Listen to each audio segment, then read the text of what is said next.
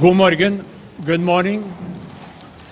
Den norske Nobelkomité har bestemt at Nobels fredspris for 2009 skal tildeles president Barack Obama for hans ekstraordinære innsats for å styrke internasjonalt diplomati.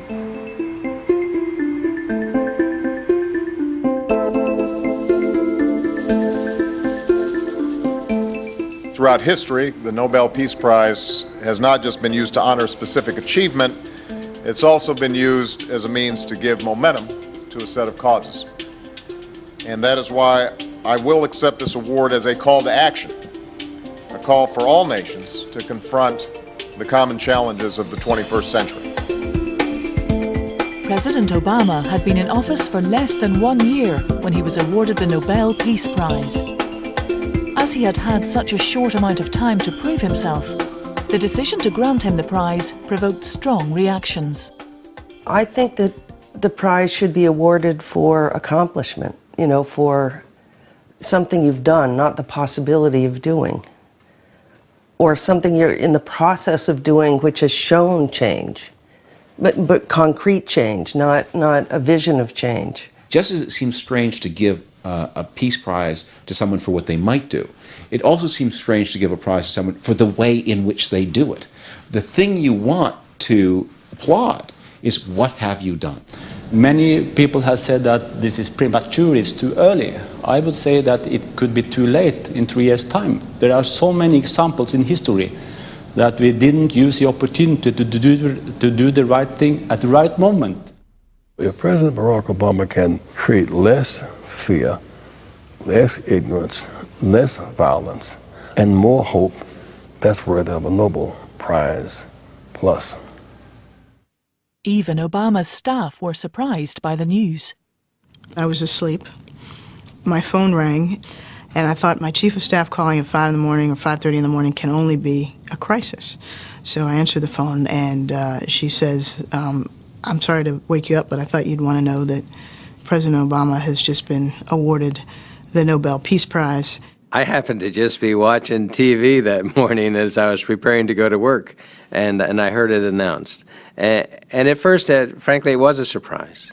And I won't repeat the expletive that I used at that hour because I thought that it was the equivalent of a jacked-up April Fool's joke. But then as I thought through and said, who else really embodies the leadership, the passion for peace, and who else has a plan, and who else has the influence to make that plan become a reality?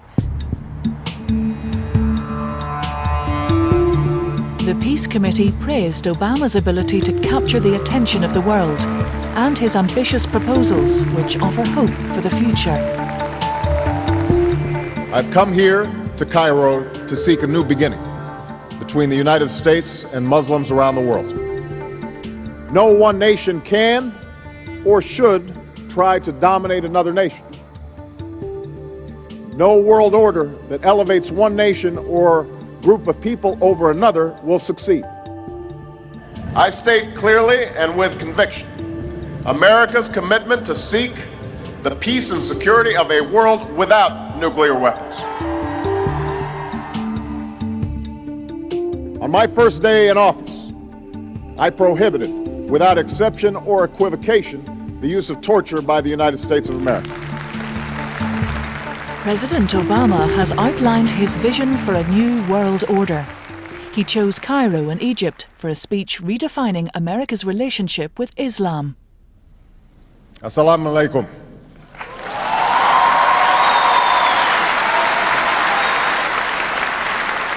So long as our relationship is defined by our differences, we will empower those who sow hatred rather than peace, those who promote conflict rather than the cooperation that can help all of our people achieve justice and prosperity. And this cycle of suspicion and discord must end. I had the privilege of hosting at my residence about 30 ambassadors from Arab and Muslim countries to watch the president's speech. It was incredibly powerful and moving to be in their presence and watch their reactions.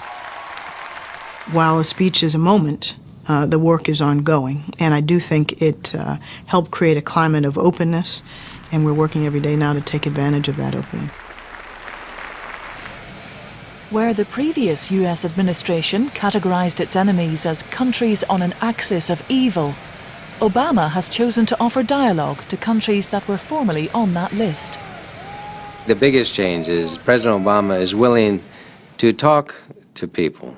He's willing to talk to our historic enemies. He's willing to negotiate, not from a position of weakness, but as a position where we're trying to find out how we can move forward, how we can bring about peace.